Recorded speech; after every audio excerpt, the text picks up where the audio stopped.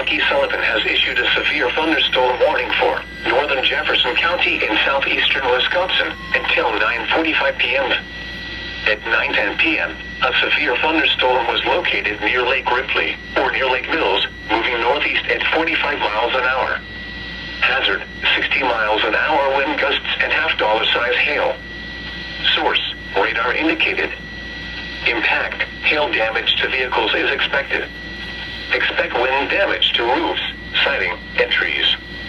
Locations impacted include Watertown, Jefferson, Lake Mills, Johnson Creek, Axonia, Milford, Pipersville, Helenville, and Lake Lac La Belle. For your protection, move to an interior room on the lowest floor of a building.